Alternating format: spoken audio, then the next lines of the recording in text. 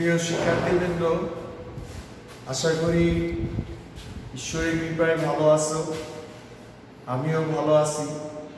আজকে আমি তোমাদের এর আগে পড়িয়েছিলাম পিথাগোরাসের উপপাদ্য। আজকে আমরা পড়ব পিথাগোরাসের বিপরীত উপপাদ্য। এবং পিথাগোরাসের উপপাদ্যের মতো এটাও খুবই সহজ। আসলে পিথাগোরাসের উপপাদ্য যেগুলো আছে এক্সট্রা সেগুলোও সহজ। তো আমরা একটু মনোযোগ দিয়ে দেখলেই আমরা বুঝতে পারবো। আগে আমরা পিথাগোরাসের বিপরীত উপপাদ্যটা কি সেটা দেখব। পিথাগোরাসের উপপাদ্যটা ছিল যে ত্রিভুজের একটি কোণ যদি সমকোণ হয় তাহলে প্রতিভুজের উপর অঙ্কিত বর্গক্ষেত্রের ক্ষেত্রফল অপর দুই বাহুর উপর অঙ্কিত বর্গক্ষেত্রের ক্ষেত্রফলের সমান।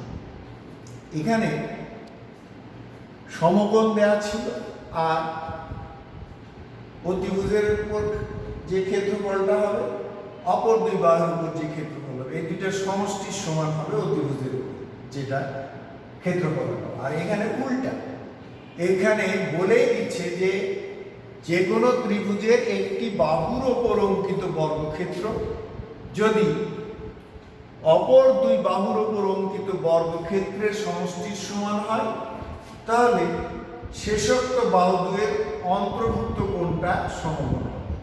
অথবা যেটা বাহুর উপর অঙ্কিত বর্গক্ষেত্র অপর দুই বাহুর উপর অঙ্কিত বর্গক্ষেত্রের সমষ্টির সমান হবে, প্রথমটাকে প্রথমোক্ত বাহুর বিপরীত কোণ সমকোণ হবে, এটাও বলা যায়। আমরা একটু দেখি যে এইরকম যদি একটা ত্রিভুজ থাকে এ বি সি, এইটা যদি সমকোণ হয় তাহলে পিথাগোরাসের উপপাদ্য অনুযায়ী এ সি বাহুর উপর অঙ্কিত বর্গক্ষেত্র এ সি স্কয়ার এবং অপর দুই বাহু A B square plus B C square. এটা ছিল পিথাগোরাসের উপপাদ্য। এখানে বলে দিয়েছিল যে ত্রিভুজ এ বি সি এর এ বি সি সমান 100। এইটা মানে এইটা আমাদের বলে দিয়েছিল আর আমরা প্রমাণ করতে বলেছিল এটাই ছিল পিথাগোরাসের উপপাদ্য। এইবার তাহলে বিপরীত কি হবে? আমাদের দেওয়া থাকবে এটা, প্রমাণ করতে হবে।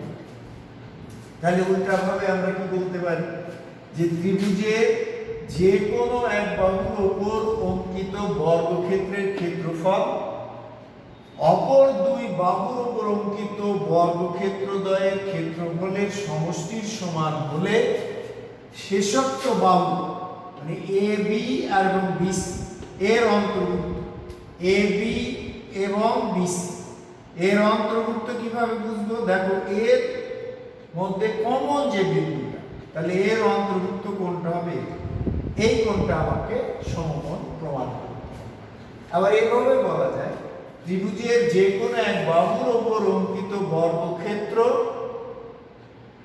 বর্গক্ষেত্রের ক্ষেত্রফল অপর দুই বাহুর উপর অঙ্কিত বর্গক্ষেত্রের ক্ষেত্রফলের সমষ্টির সমান হলে প্রথমোক্ত বাহুর বিপরীত কোণটা সমকোণ হবে।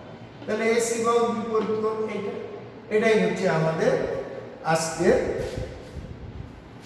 আলোচনার বিষয়। আসলে আমরা বিপরীত উপপাদ্যটা আগে লিখি এবং তারপরে প্রমাণ করি। দেখো আগে আমরা ত্রিভুজটা আঁকাই একটা।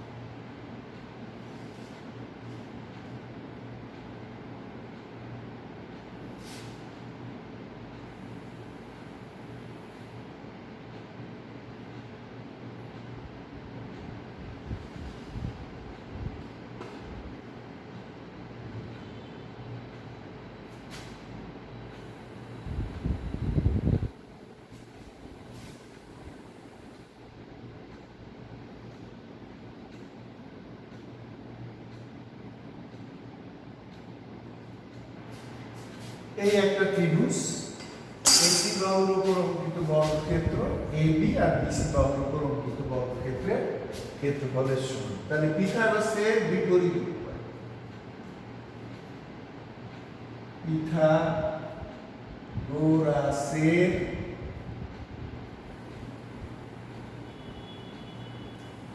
বিপরীত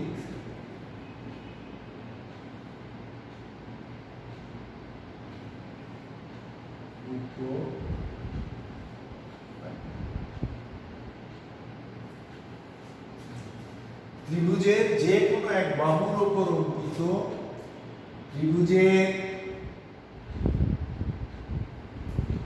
ত্রিভুজের যে কোনো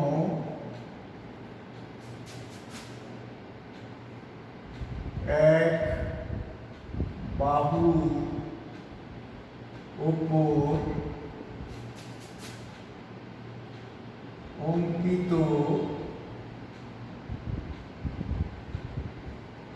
বর্গক্ষেত্রের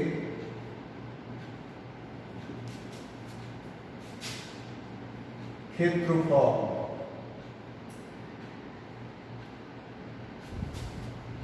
যে কোনো এক বাহুর উপর অঙ্কিত বর্গক্ষেত্রের ক্ষেত্রফল অপর দুই বাহুর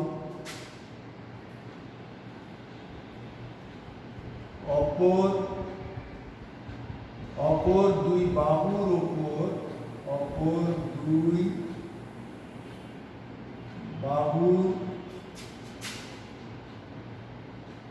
উপর অঙ্কিত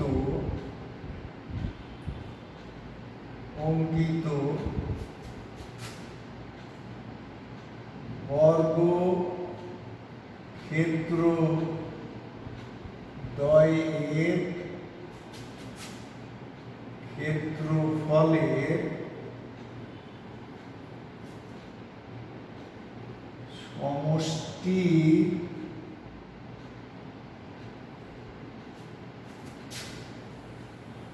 সমান হলে শেষোক্ত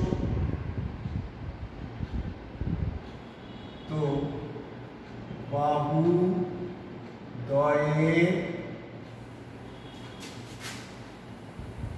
অন্তর্ভুক্ত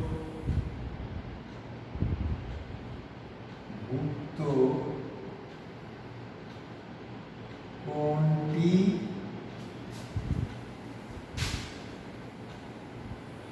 সমকোণ হবে। এই আমাদের প্রশ্নটা হচ্ছে এই। এখন আমরা প্রমাণ করব। প্রমাণ, এটা বিশেষ নির্বাচন আমরা কি বলতে পারি?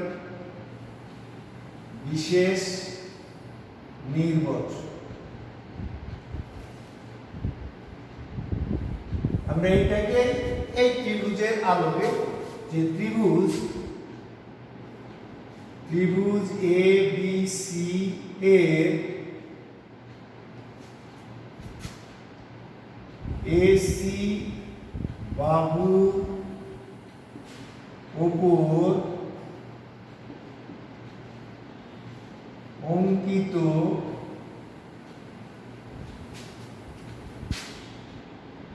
বর্গক্ষেত্রের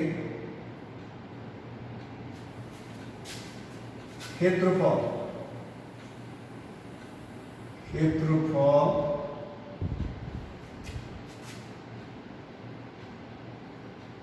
অপর দুই বাহু AB ও BC বাহু, অপর দুই বাহু AB ও BC, অপর দুই বাহু AB ও BC এর উপর অঙ্কিত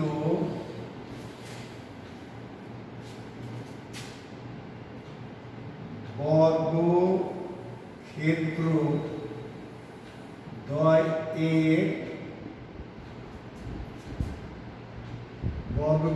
দ্বয়ের ক্ষেত্রফলের সমষ্টির সমান।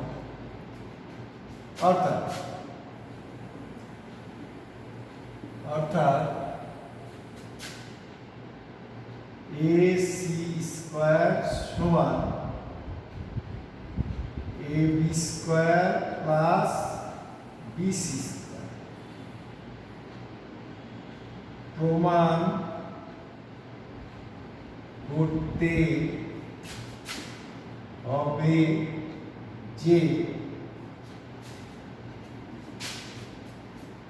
ABC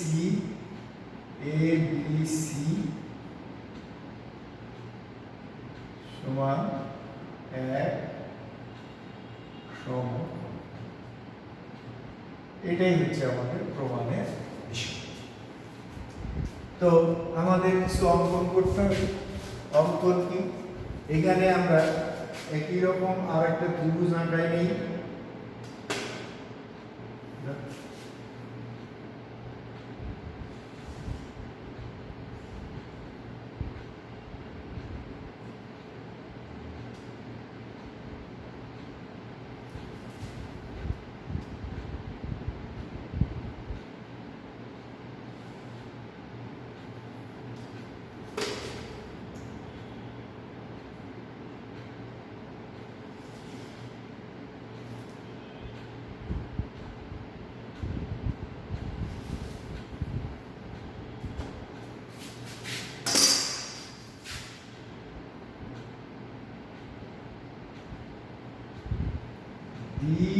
DEF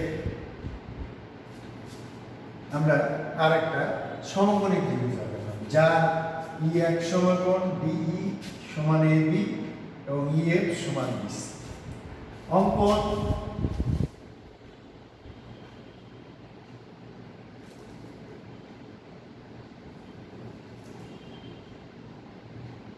ত্রিভুজ DEF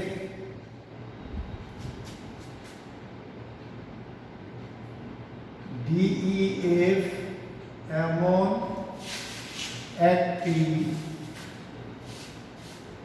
সমকোণী ত্রিভুজ আঁকি যেন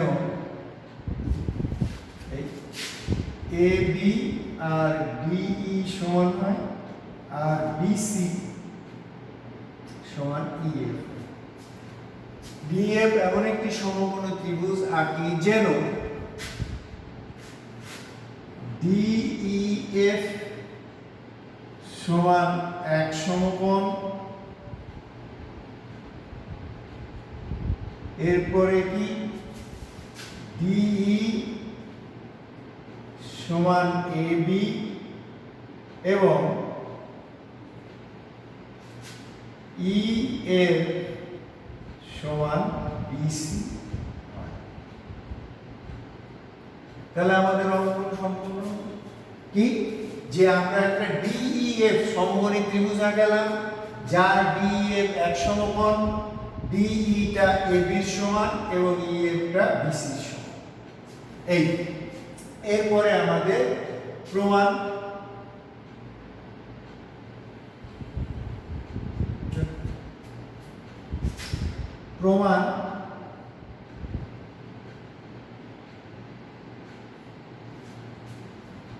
দেখো ত্রিভুজ DEF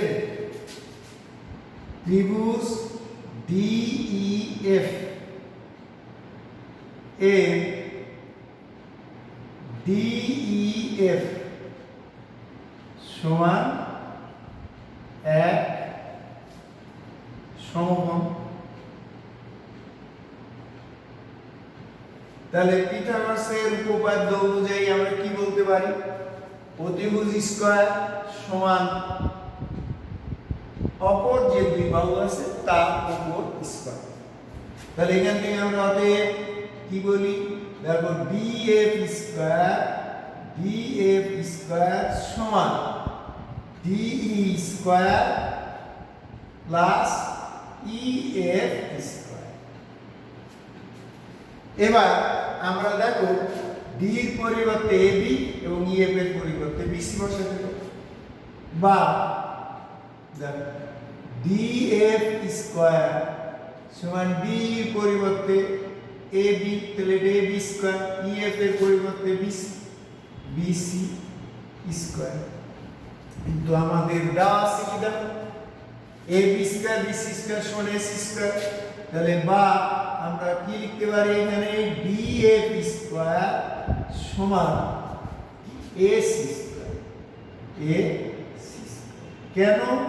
এই যেহেতু আমাদের বলেই দিয়েছে যে ac স্কয়ার সমান ab square plus bc square. আমরা দুই পাশ থেকে যদি বর্গমূল করে দিই তাহলে আমরা এখানে বলতে পারি কি df সমান ac। তাহলে দেখো আমরা এই দুইটা বাহু সমান করেছিলাম, এখন এই বাহুটাও আমাদের সমান হয়ে গেল। এখন এই দুই ত্রিভুজের মধ্যে কি কি আছে, দেখো ত্রিভুজ। এখন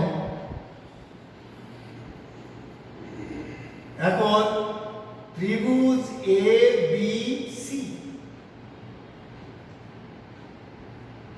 ও ত্রিভুজ DEF, এই দুই ত্রিভুজের মধ্যে কি কি সমান, দেখো AB সমান DE, এটা অঙ্কন অনুসারে। তারপরে কি BC সমান EF, এটা অঙ্কন অনুসারে। এবং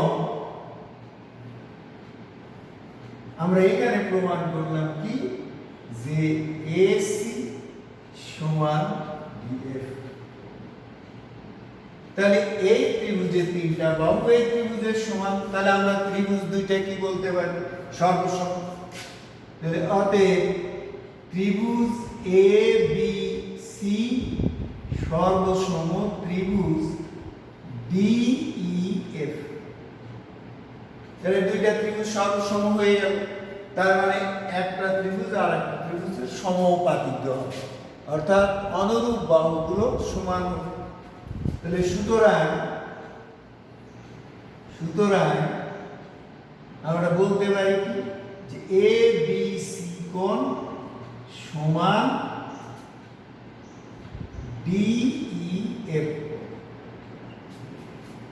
কিন্তু DEF কোণ আমরা কেমন আঁকাচ্ছি, দেখো এখানে DE আঁকি যেন DEF একসঙ্গে। অতএব দেখো কোণ ABC সমান এক সমকোণ। কেন? আমরা এখানে যেহেতু এই কোণ DEF সমান এক সমকোণ,